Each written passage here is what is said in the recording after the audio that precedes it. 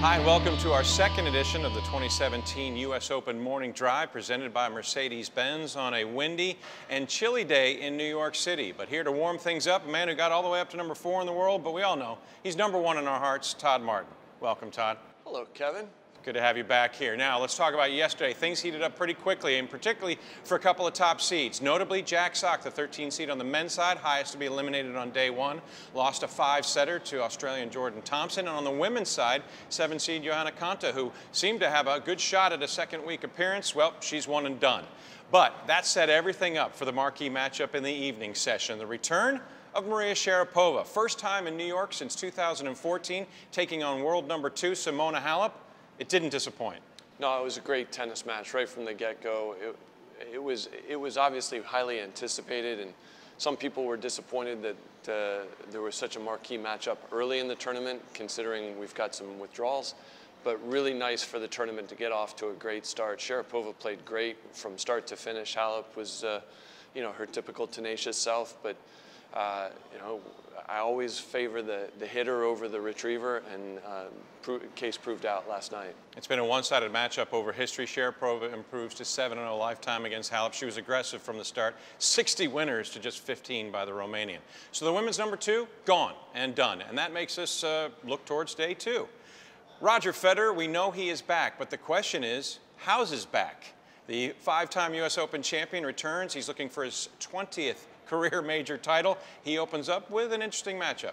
Well, more than an interesting matchup for the U.S. crowd. Frances Tiafoe, one of the great American young talents, has really had a great year. He's only won 5 matches on tour this year, but he's won so many matches at the challenger level. He's up in the top 75. Unbelievably explosive. So if he has time, he can do a ton of damage. If Federer is a half a step slow, it will give Frances so much more time to really penetrate with the ball. It's a dangerous match for Roger if he's not healthy. If he's healthy, the fact that they played 6 months ago will really help him, and I think he'll understand how much pressure he needs to put on Tiafoe. Tiafoe coming off a massive win in Cincinnati, being able to take down his first top 20 opponent, beating Alexander Zverev. But for Federer, he's never lost in the opening round in New York City. He's hoping to continue that history. Meanwhile, on the top of the men's draw is world number 1, once again, Rafael Nadal, as he competes, looking for his 16th major title. He opens up against Dusan Lajovic, who can be at times a tricky opponent. He was not a tricky opponent for Rafael Nadal the one time they've played. So they played in the French Open a few years ago, and Nadal lost 4 total games in 3 sets. I think it's obviously a different matchup on the hard court, but I would suspect that Nadal will feel quite comfortable. He hasn't played great this summer. At the same time, he does have a knack for rising to the occasion. Yeah, Lajovic has never beaten a top 20 opponent in his career, and in fact has never won in New York, so tricky might be a stretch for Lajovic against the world number 1. Meanwhile, looking at Thomas Berdick, the runner-up at Wimbledon a couple of years back, is on a downward slide. He's down to number 18 in the world. He's had his difficulties, and he takes on Ryan Harrison, who is going the opposite direction. Picked up his first title this year. He's in the top 50.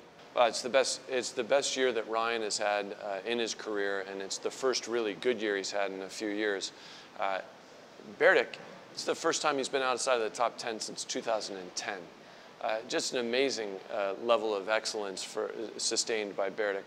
I still would favor Berdick. He's 3-0 up on Harrison lifetime, but I do like the fact that they're playing here. Berdick has beaten him at the Australian and Wimbledon this year, but here with the U.S.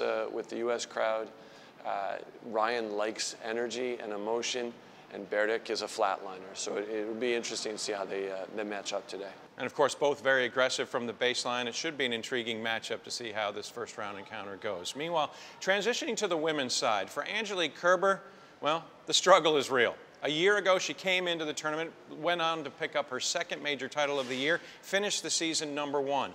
But 2017 has not turned out well. She's down to number 6. She struggled with her confidence and her game, and she takes on a precocious 19-year-old Naomi Osaka.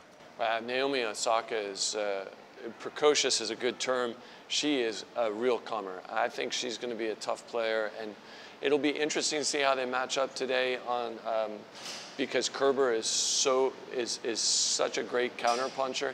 I don't know if Osaka has enough variety in her game yet to be able to push and then pull against Kerber.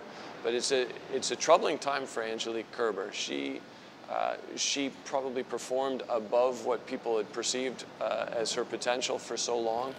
And now I don't know if people are getting comfortable against her or what, but it's certainly an interesting year for her. Yeah, it's been troubling. She's only reached one final, no titles, and if she isn't able to get past the early rounds, she's going to fall even further in the rankings. Meanwhile, the woman she beat in the championship match last year is world #1, Karolina Pliskova. She's trying to hold on to that top ranking. It shouldn't be easy, but the early rounds, well, they seem to favor the Czech, and she takes on 25-year-old Pole Magda Linette. Well, Pliskova is one of 8 women who can end the year end this tournament ranked #1 on the WTA tour. I think she's a special talent. I think she's unique, and when you're not Roger Federer or Serena Williams, unique goes a long way. She gives me the John Isner feel on the women's tour. However, she's more complete, and she's an unbelievably sound competitor. She was so composed throughout last year's Open, and she's been really good all year long. Over on the intimate, temporary Louis Armstrong Stadium court, there will, without question, be chance of USA, because Coco Vandeweghe and Ali Risk will be in action. They face off once again. They've been pretty competitive of late, very tight, though Vandeweghe won their last meeting in Stanford in straight sets. This one should be a burner. I love the matchup. It is a typical matchup of talent versus discipline, and Coco has had the best year of her career. Ali is the most professional sort of overachiever that we have on the U.S. Women's Tour. I think it's a great matchup. It will be a dogfight. Coco's going to have to bring her lunch pail with her, and it'll be a fun one to watch. Vandeweghe did reach the semifinals down under at the other hard court majors, so perhaps that gives her a tip of the cap in her direction for what should be a thrilling encounter. Well, that's going to do it for the second edition. Todd, how'd you think? You were average. I was okay. You were stellar in my book. We hope you'll join us again tomorrow for our third edition. Yes, day 3 right around the corner of U.S. Open Morning Drive, presented by Mercedes-Benz.